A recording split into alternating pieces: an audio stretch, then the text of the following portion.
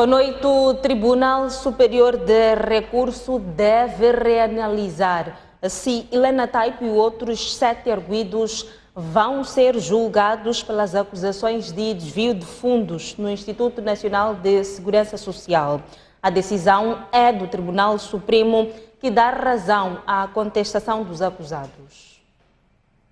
O presidente da República diz que os jovens devem esforçar-se para servir o país e combater comportamentos desviantes. O apelo de Filipe Nunes é de hoje, por ocasião do Dia Internacional da Juventude. O Dia Internacional da Juventude comemora-se esta sexta-feira. Para assinalar a data, o presidente da República apela à juventude moçambicana para se unir na solidariedade, respeito e amor para com o próximo, sobretudo com os mais velhos. Filipe Nunes desafia os jovens a usarem a própria experiência para encontrar respostas concretas aos problemas que assolam a sociedade, entre os quais a pandemia da Covid-19, os desastres naturais, o terrorismo e o impacto das mudanças climáticas. A quando da 5ª Conferência Nacional da Juventude, reiteramos o nosso apelo para que a juventude continue na vanguarda da consolidação do patriotismo. Exortamos a juventude moçambicana a celebrar o dia 12 de agosto, focada no espírito de servir a nação moçambicana, aprimorando as medidas para o combate a comportamentos desviantes, através da intensificação da vigilância no seio das comunidades, por forma a garantir o bem-estar da sociedade. O Dia Internacional da Juventude é celebrado este ano sob o lema Solidariedade Intergeracional, criando um mundo para todas as idades. Nunes diz que, com o lema deste ano, se pretende homenagear a juventude pelo seu papel no desenvolvimento das nações. O primeiro-ministro diz que os jovens devem engajar-se em trabalhos honrosos para o desenvolvimento de Moçambique. Adriano Maleana falava hoje em Maputo, na Gala Nacional do Prémio Jovem Criativo. O distrito de Marraquém, na província de Maputo, foi o local escolhido para a 8ª Gala Nacional do Prémio Jovem Criativo, edição 2022. Mais de 150 jovens chegaram à fase final do concurso. Dos participantes, 15 foram premiados nas categorias de empreendedorismo, inovação tecnológica e criação artística. Cada vencedor recebeu 130 mil meticais, computadores e outras ferramentas tecnológicas.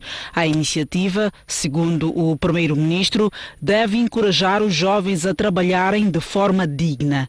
Nós temos tantos talentosos neste país, temos muita criatividade.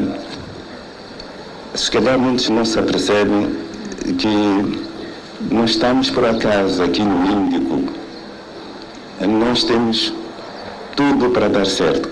Tem que fazer qualquer coisa que alguns acham que é penoso, que exige muito esforço. O segundo é que esse esforço que a gente está a fazer deve resultar num rendimento. E a terceira coisa é que esta coisa que estamos a fazer deve ser aceite socialmente. Maleani incentivou ainda os jovens a participarem mais no concurso. Para juntos continuarmos a construir um Moçambique cada vez mais próspero, e é crucial que os mais de 11 milhões de jovens moçambicanos abracem o programa Jovem Criativo.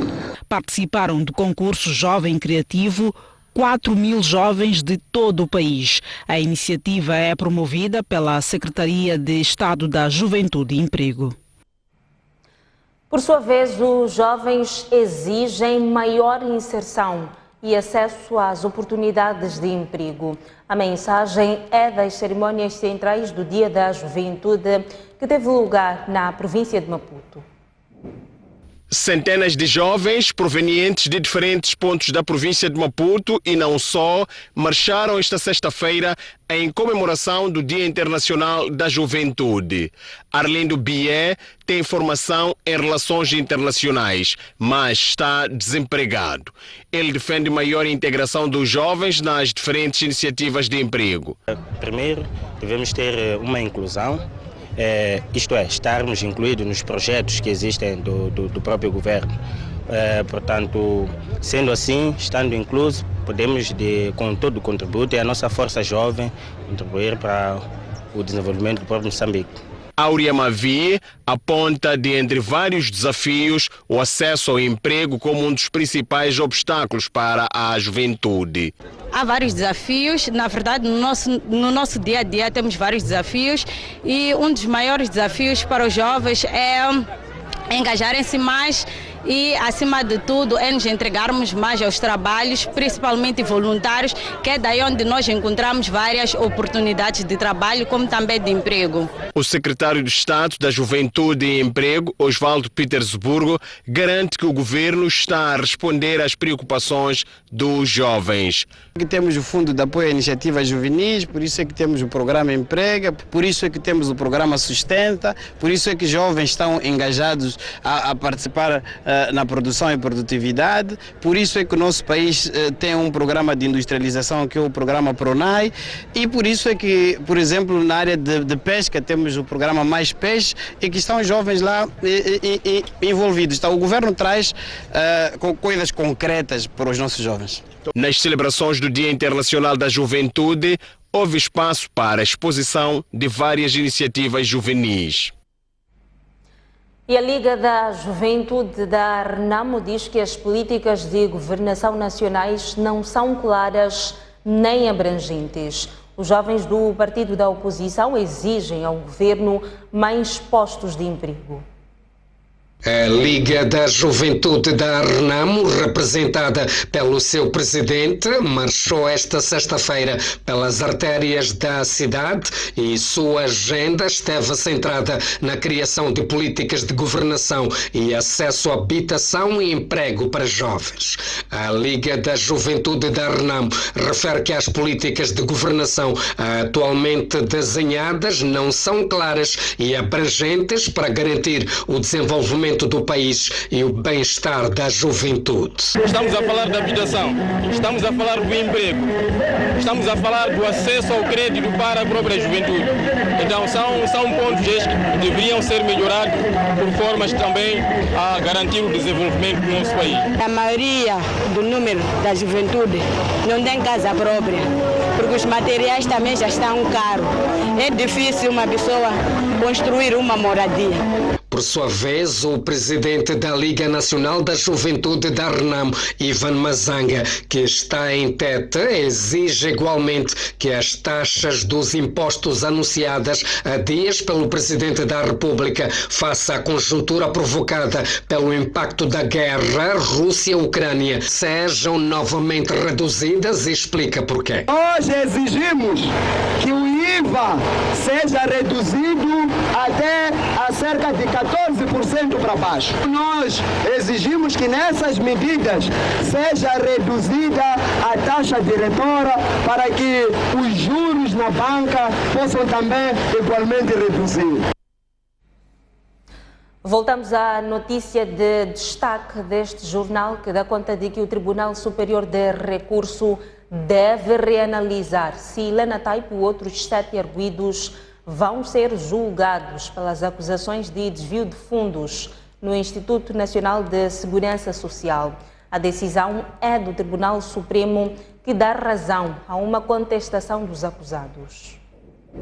Helena Taipo é arguida num processo que investiga o desvio de 100 milhões de meticais no Instituto Nacional de Segurança Social, instituição que era tutelada pela antiga Ministra do Trabalho.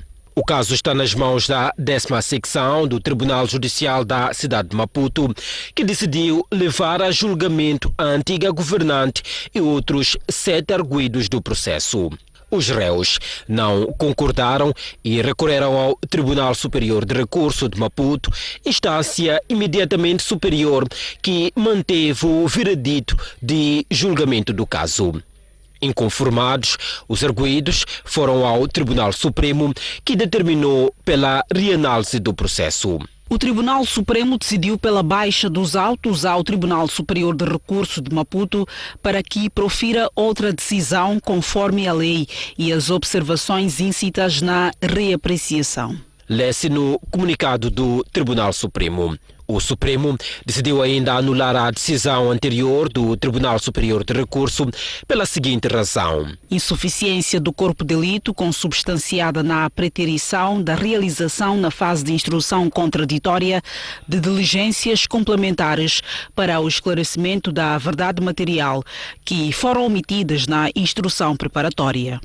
Além de Maria Helena Taipo, são arguidos deste processo Anastácia Zita, Manuel Marcelino, Arnaldo Simango, Filomena Sumbana, Lúcio Sumbana, Ismael Patel e Aderto Vicente.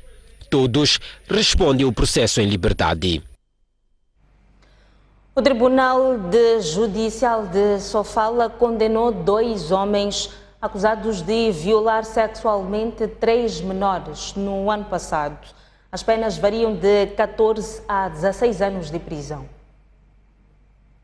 Tomás Bolaundi foi julgado por ter mantido relações sexuais repetidas vezes com uma menor de 11 anos de idade numa escola próxima à sua casa. Em tribunal, confessou e justificou que a vítima era... Em desfavor do arguido, entende este tribunal não haver lugar à atenuação da pena na medida em que trata-se de um crime grave e que põe em causa o desenvolvimento físico e emocional da menor em causa, o que urge combater de forma exemplar, tendo em conta o recrudescimento do número de crimes desta natureza na nossa província e um pouco por todo o país. Também foi condenado Felipe Muxanga, que confessou ter violado as suas 2 sobrinhas, uma de 3 e outra de 7 anos de idade. Vai cumprir 14 anos de prisão e pagar 200 mil meticais de multa. As vítimas foram submetidas a exame médico, tendo-se constatado que as mesmas apresentavam-se com sinais compatíveis com cópula vestibular. Ademais, não se pode descurar o relatório médico, o qual determina de forma inequívoca a ocorrência de violação sexual ocorrida nos termos retromencionados. Os crimes de violação sexual correspondem a 20% dos casos que dão entrada no Tribunal Judicial da província de Sofala. O mediador do Acordo Geral de Paz, Mateus Zupe, diz que a violência em Moçambique tem de acabar. Mateus Zupe foi recebido pelo Presidente da República. Paz e reconciliação nacional e também o terrorismo estiveram na agenda.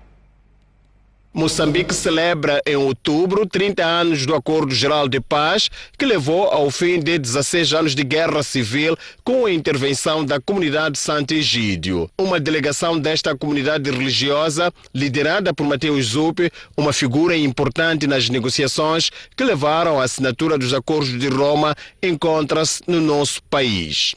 Mateus Zupe foi recebido pelo Presidente da República esta quinta-feira e pediu que se eliminem os problemas que levam a conflitos. Do ódio, da incapacidade de resolver os problemas na via da democracia.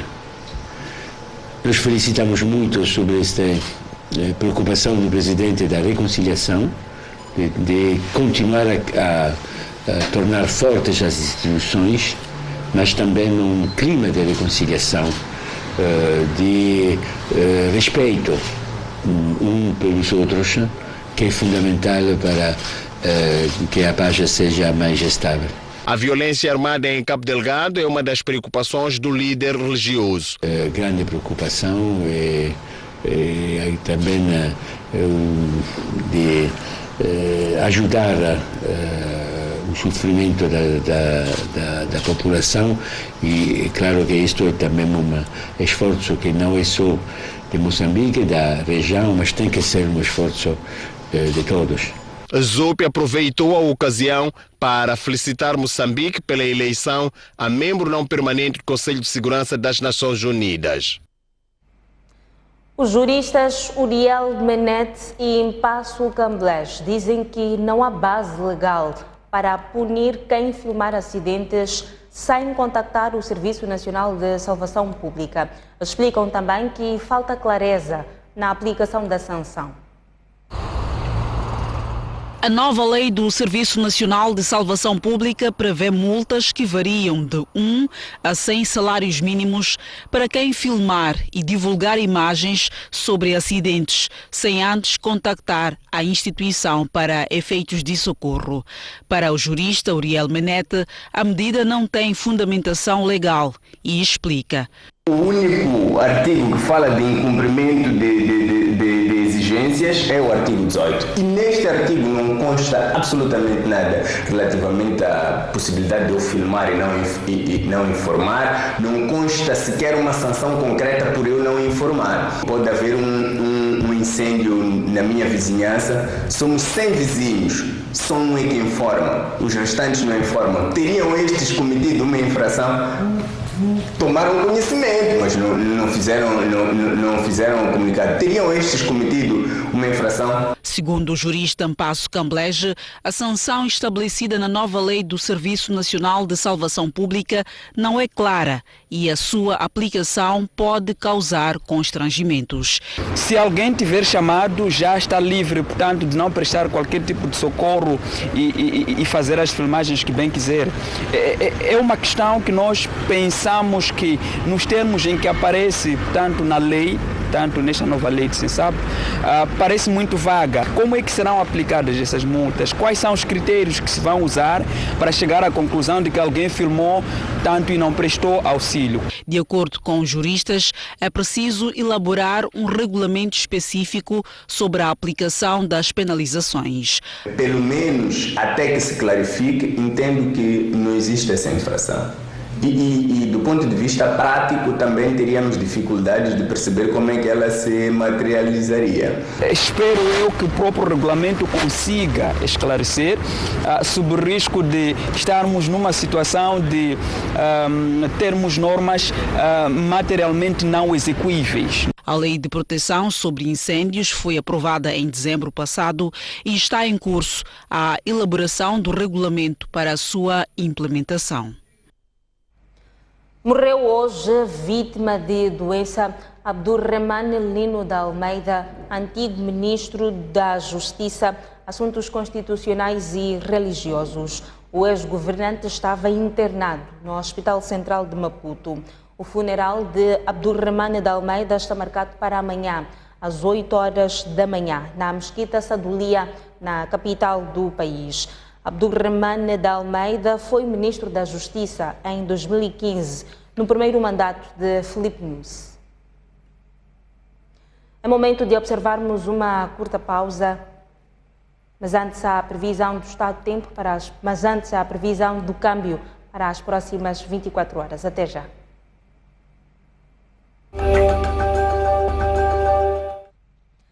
De volta às notícias. O Tribunal Judicial da Manhissa condenou o motorista da tragédia de Maluana a 1 ano e 8 meses de prisão, convertido os familiares. Da Manhissa determinou esta sexta-feira a sentença do caso acidente de viação da Maluana ocorrido em julho do ano passado e que resultou na morte de 34 pessoas. Foi causado pela ultrapassagem. Um dos arguidos no processo é Carlos Mugaduia, motorista do autocarro de transporte de passageiros da transportadora Nhankali. O outro chama-se Lino Fife, condutor do caminhão de transporte de carga. A segunda secção do Tribunal Judicial do Distrito da Manhissa, em nome da República de Moçambique, decide julgar parcialmente procedentes os presentes autos e, consequentemente, absolver Lino Fife e condenar o arguido Carlos David Mugaduia na pena única de 1 ano e 8 meses de prisão e 1 ano e 8 meses de multa à taxa diária de 3 cêntimos do salário mínimo nacional. Os assistentes das cerca de 57 vítimas do acidente pediram indemnizações pelos danos que totalizaram cerca de 123 milhões de meticais. Mas a juíza não entendeu assim e determinou. Vai o arguido Carlos David Mugaduia, a empresa moçambicana de seguros, a empresa Transportes Nhankali, condenados no pagamento solidário das seguintes quantias: 741.779 a título de indenização dos gastos feitos nas cerimônias fúnebres das vítimas, 32.754.000 a título de compensação pelos danos não patrimoniais causados à família das vítimas mortais, 359.119 a título de danos patrimoniais, totalizando um montante único de 33.854.000 meticais. Para quem perdeu um filho no acidente, a sentença só veio abrir a ferida que aos poucos ia sarando. Por mais que eu não concorde, né? Não vão trazer a vida do meu marido de volta. Mas pelo menos que tivesse uma justiça, né? Uma justiça adequada para nós famílias que temos corações partidos. Somos esposas viúvas, temos filhos órfãos. As vítimas esperavam mais, principalmente em relação à transportadora Nhancale. Meu filho não tem preço. Aquela empresa está toda hora a matar as pessoas. Mas nunca parou de trabalhar. Nunca parou de trabalhar. Para onde é que nós vamos com aquela empresa? Para onde é que nós vamos? Nunca pagou ninguém e nunca para de trabalhar. A justiça que se fez, para mim, eu não estou feliz. Eu não estou feliz por ver aqueles carros de novo a entrarem na estrada. O motorista do autocarro da transportadora Nhancale, que esteve mais de um ano detido, foi imediatamente posto em liberdade e poderá voltar a conduzir depois de um ano. O Tribunal Superior de Recurso da província de Sofala tem duas novas juízas. Anália Intal e Laura Bogaio tomaram posse hoje. Na cerimónia, o juiz-presidente do tribunal, Fernando Panti, desafiou as novas juízas a servirem com zelo à sociedade e o Estado moçambicano. Luís Soto é outro juiz dos eleitos e ficou como suplente. A escolha foi feita pelos deputados da Assembleia da República em maio passado. Inhambane celebra hoje 66 anos de elevação à categoria de cidade. Os munícipes dizem que a edilidade deve dar prioridade ao acesso à água e às vias de acesso. 66 anos depois de elevação de Inhambane à categoria de cidade, os munícipes falam da construção de infraestruturas básicas que não existem em alguns bairros. Temos que chegar ainda longe, porque tem certas zonas que não temos acesso. Então isso é algo de melhorar. Existem também certas zonas que a água, não chegou e tem que melhorar a qualidade da própria água. Temos os desafios da rede elétrica que não chega para todos e desafio de alguns bairros também que não têm arruamento, principalmente alguns bairros que estão agora a ser expandidos. Eu desafio ao município com que consiga realmente ordenar os espaços para quê? Para evitarmos com que amanhã possamos vir retirar famílias que temos assistido esse assunto hoje. O edil de Inhambane reconhece que ainda há muito por se fazer e elege alguns aspectos como prioridade. Reconhecemos que constitui ainda grandes desafios a expansão das redes viárias, energia elétrica, abastecimento de água potável ao nível das zonas periféricas do nosso município. A abertura, alargamento, pavimentação e melhoramento das vias de acesso nos bairros da cidade, continuar a disponibilizar terras infraestruturadas aos jovens, funcionários públicos e privados. A edilidade tem ainda por concluir as obras do Mercado Central, bem como o fornecimento de água potável à ilha de Inhambane. Olhamos agora o desporto. O arranque do Mundial deste ano foi antecipado. Vai começar no dia 20 de novembro, com a realização do jogo entre Catar e Equador. A decisão surge na sequência de uma avaliação das implicações concorrenciais e operacionais, refere a nota divulgada no site oficial do organismo, que informa ainda que a cerimónia de abertura da prova também decorrerá no dia 20 de novembro. Catar-Equador será, assim, o primeiro jogo da fase final da competição e o único a disputar-se nesse dia, ao contrário do que estava inicialmente previsto, já que catares e equatorianos iriam jogar no dia seguinte. O Campeonato do Mundo tinha início previsto para 21 de novembro, sendo que a partida de abertura seria o Senegal-Países Baixos, que, entretanto, se mantém agendado para o mesmo dia. Ainda no desporto, a STV transmite amanhã, às 16 horas, o jogo entre Manchester City e Bournemouth, inserido na segunda jornada da Liga Inglesa de Futebol. Olhamos agora a página cultural do filme Nkwama, de Gigliola Zakara, foi selecionado para o Festival Internacional de Cinema e Artes Sotambe, na Zâmbia. A curta-metragem será exibida em Lusaka.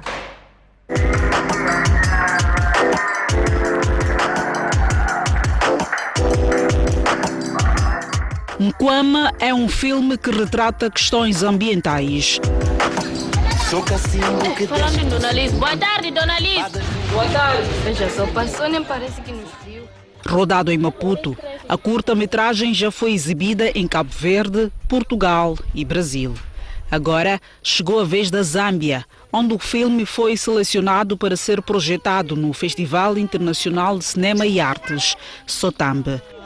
A ideia de participar neste festival, principalmente, é porque ele é muito focado naquilo que concerne ao meio ambiente e mudanças climáticas. A 9ª edição do Festival Sotambe, a decorrer em Lusaka de 16 a 24 de setembro, Gigliola Zakara leva a história da Alice, que faz do plástico o seu meio de subsistência.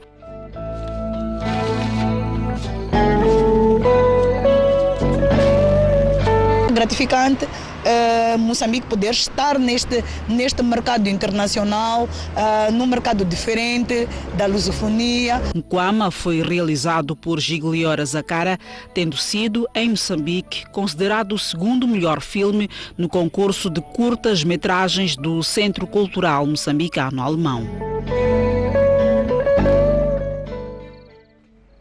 A filme de Gigliola Zakara a ser exaltado além fronteiras. É momento de observarmos agora uma curta pausa. Mas antes, a previsão do estado de tempo para as próximas 24 horas. Começamos pelo sul do país. A capital Maputo vai registrar uma mínima de 18, uma máxima de 29. Previsão de céu limpo. Mesmo cenário para Xai-Xai em Gaza, uma máxima de 31, uma mínima de 19. Inhambane, 28 de máxima e 21 de mínima. Seguimos ao centro do país, começamos por Beira, em Sofala, continuação de céu limpo, a possibilidade de nevoeiro pela manhã, uma máxima de 18, uma máxima de 28, aliás, uma mínima de 18. Em Chimoio a temperatura vai subir ligeiramente, 29 de máxima e 14 de mínima, são as temperaturas esperadas. Climane, 30 e 20 de mínima, Tete, 34 e 22. Avançamos ao norte do país, começamos por Nampula, província com o mesmo nome, uma máxima de 28, uma mínima de 18, previsão de continuação de céu limpo, Lixinga, 22 de máxima e 12 de mínima, Pemba em Cabo Delgado vai registrar uma subida ligeira da temperatura, 27 de máxima e 20 de mínima. Até já.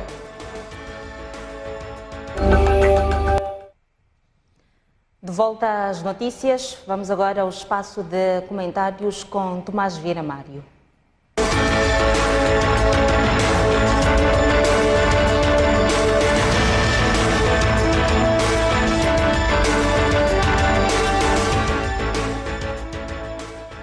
Pois bem, começamos com o acórdão do Tribunal Supremo que dá razão a uma contestação apresentada pelos acusados no caso de desvio de fundos no Instituto Nacional de Segurança Social. Um dos acusados é a antiga Ministra do Trabalho, Maria Helena Taipo. Tomás, boa noite, bem-vindo ao Jornal da Noite. O Tribunal Supremo diz que alega que o Tribunal Superior de Recurso de Maputo não fez o trabalho de base, o trabalho de campo, para apurar a veracidade das acusações. Que mensagem estaria o Tribunal Supremo a transmitir à sociedade?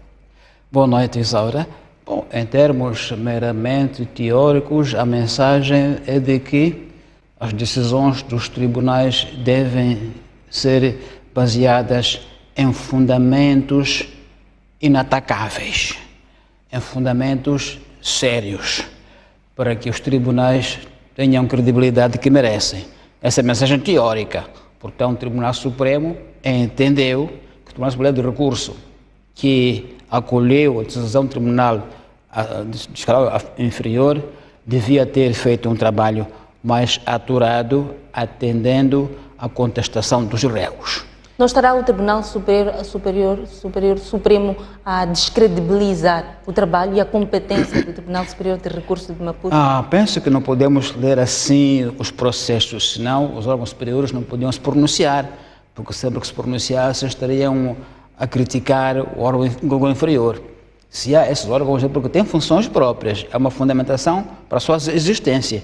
É para que, ao nível superior, o tribunal dê até a doutrina, dê até matéria modular, exemplar para os tribunais inferiores. Então tem essa função, até uma função mesmo pedagógica, daí que se fala de jurisprudência.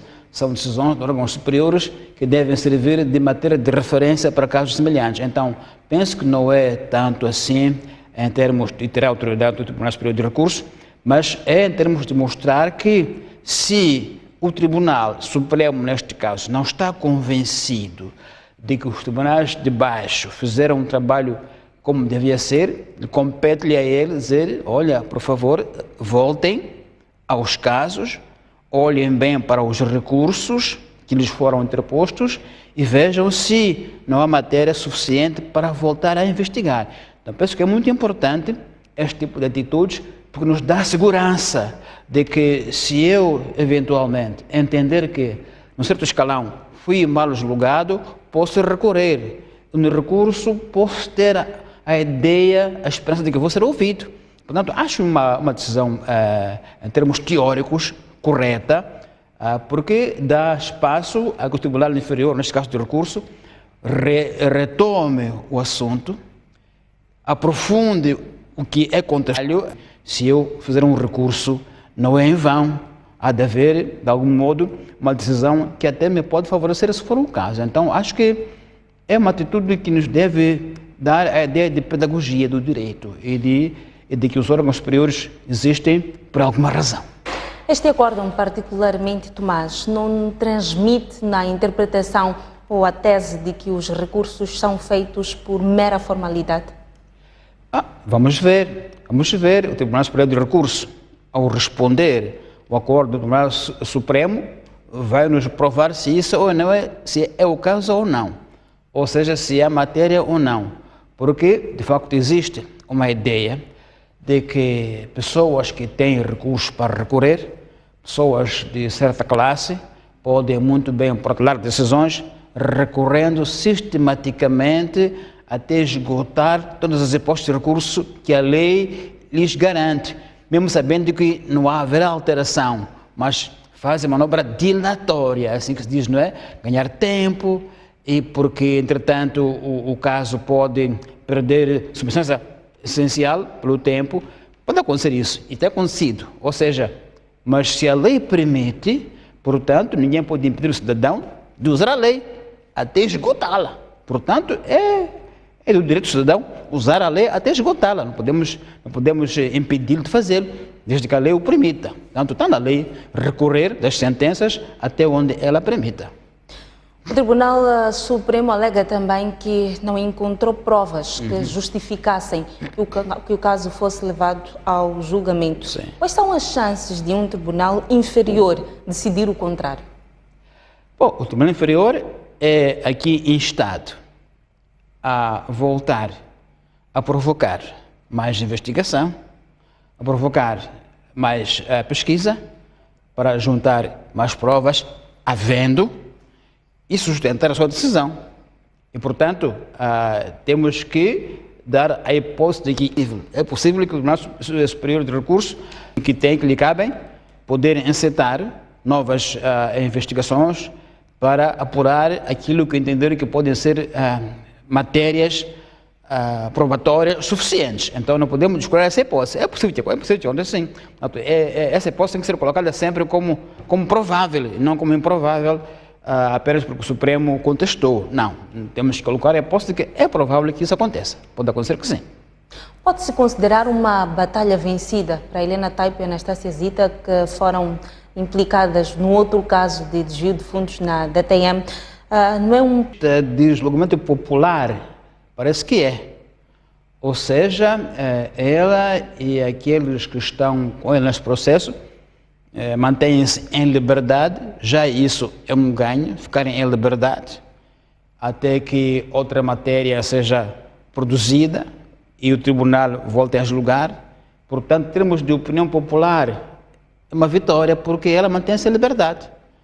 Ou seja, há uma ideia popular de que pessoas de alto nível político sempre encontram subterfúgio para suportarem a penas de prisão, esgotando até onde podem, até os recursos financeiros que têm permite, os recursos que a lei dá. De outro modo, pensa-se que pessoas com menos recursos financeiros dificilmente iam fazer tanto recurso, insistir até ao Supremo. Portanto, este direito é um direito que só morde o pé descalço, né? Quem tem sapato não é mordido porque não tem como fazer recursos sucessivos até esse nível. A ideia é essa, de que pronto, é um direito que nós temos que permite que os que têm mais posses possam protelar a decisão final, esgotando o recurso que a lei lhes permite, o que o pobre não consegue fazer, porque os recursos implicam mais processos, mais advogados, mais tempo de custas que o pobre não consegue pagar. Essa que é a diferença. E esta que é a ideia de que, bom, os que podem, afinal, acabam sempre ficando em liberdade, porque vão usando o que a lei permite de recursos até a exaustão, porque tem recursos financeiros para o fazer, quando o pobre não tem. Mas vamos passar para um outro tema. Esta semana o Presidente da República anunciou um pacote de 20 medidas para reanimar a economia nacional e também para reduzir, para fazer face à subida do custo de vida. Tomás, são 20 reformas, todas elas profundas, desde a redução do IVA e também do IRPC. Qual é a análise geral que o Tomás faz deste pacote de medidas? Estas medidas respondem àquilo que a economia nacional precisa? Bom, já houve muitos comentários desde que o Chefe de Estado se anunciou essas medidas. Aquilo que me parece que é a súmula dos vários comentários depende de onde cada um se encontra perante a economia. As pessoas que estão no setor privado, os empresários, aplaudiram de forma efusiva essas medidas, porque dão um espaço fiscal mais atrativo ao investimento, à ação do privado, mesmo o estrangeiro que peça vistos para entrar em Moçambique, tem facilitações muito amplas, o corte do IVA em 1%, mesmo o corte do IRPC de 32% para 10%, para quem está na área agrícola e pecuária. Portanto, estes setores privados veem essa medida de forma muito otimista, obviamente. Mas há quem esperava que não fosse isso. Fossem medidas que dissessem assim, a partir da manhã o combustível baixa para X, o pão baixa para Y, e o transporte para Z. Portanto, há classes que leem a decisão conforme o seu interesse. As classes mais vulneráveis, os mais pobres, não encontraram nesses anúncios resposta aos seus anseios. Pelo menos respostas imediatas. Do tipo, ok, muito bem, o agricultor pode importar máquinas agora em condições econômicas mais favoráveis, mas até ele semear o milho, que será chima na minha casa, quanto tempo leva? Ainda estarei vivo. Essa é a diferença de análise do processo. Agora, em termos de médio prazo, claramente são medidas muito positivas, porque reanimam a economia, a verdade, reanimam o setor privado, mas não respondem à questão de custo de vida imediatamente, que era esse o ponto, que as pessoas, o povo estava à espera. Como é que amanhã vai estar? porque afinal o custo de vida continua a subir todos os dias. Então, nessa leitura do povo pobre, do povo que está no rei do chão, não está muito impactante a decisão do presidente, uma decisão que tem impacto de médio prazo, não de prazo imediato, como os pobres esperariam, eventualmente, e sem dúvida estavam à espera disso, os pobres, que fosse algo que desse para amanhã, não em termos de médio prazo. Essa é a análise que se faz. O segundo ponto são medidas, algumas muito estruturantes. Por exemplo, só para dar um exemplo, a ideia de que 10% da receita da indústria extrativa ficam na província. Isso é muito importante. Como é que isso se faz? Temos instituições diferentes destas de hoje que vão fazer com que isso seja verdade, porque já houve decisões iguais, transferências de receitas para comunidades locais, que sempre mantêm-se no limbo, na polêmica. Portanto, há um ponto de institucionalmente estamos ou não atualizados para que estas medidas não sejam mais uma vez teoria que encontra barreira na prática.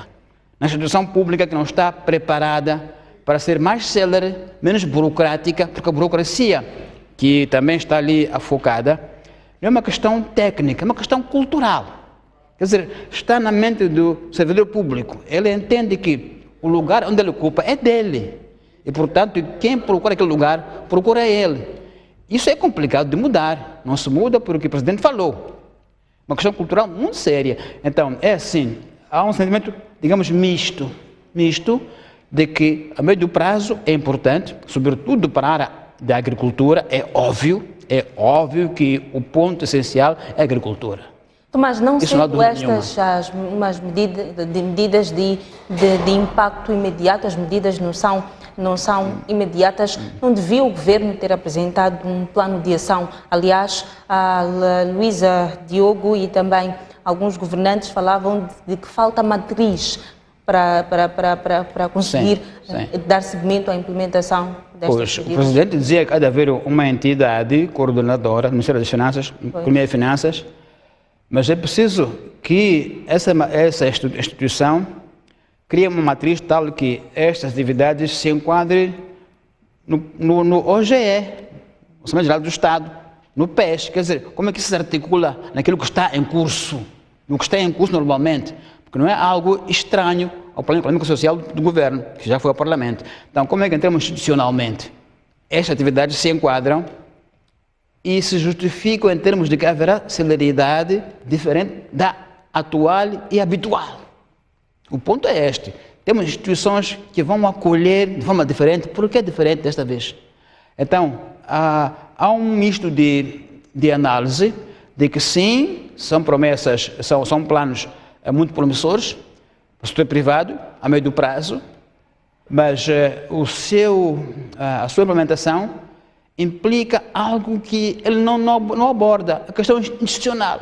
Qual é o quadro institucional que vai acolher essas medidas tal que é diferente do atual? Porque o atual... Mas o tempo não nos permite avançar muito, mas qual é o risco destas medidas não tomarem um rumo que a tabela salarial única tomou? Quais são os desafios da implementação? Eu penso que aí há um risco muito óbvio, o risco da caracterização, isto é, de essas decisões serem benéficas para um certo grupo de pessoas, que é um grupo já conhecido, que está sempre na linha da frente, nos benefícios, nas oportunidades, e nunca traz a bordo os marginalizados. Esse é um risco óbvio. O segundo risco é burocratização do Estado, que está a um nível tal que não se pode resolver de um dia para o outro. Então, a burocracia e a indicação por eleição, até político-partidária, é um risco real no seu Estado. Portanto, vamos ver se dessa vez será diferente. Este pacote tem pernas para andar em 3 anos? É pouco tempo, porque são 3 anos já politicamente intensos. Temos congresso, temos eleições, então a máquina político-partidária está também já muito congestionada. Então não temos muito tempo para ver se pode harmonizar, por um lado, uma agenda política muito forte, com congresso, eleições, Por outro lado, um plano desses é quase um mini plano de emergência do país. Então é um complexo proposta muito difícil de equacionar sobre se será ou não será bem-sucedida. Esperamos que seja bem-sucedida. Tomás, obrigada pela participação. Obrigado. Foi então o espaço de comentários com Tomás Vieira Mário.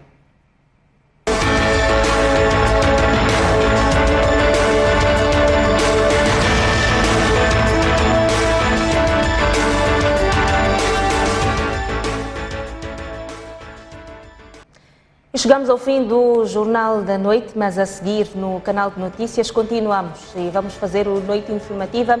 Hoje vamos falar essencialmente sobre a sentença do caso do acidente de aviação da Manhissa.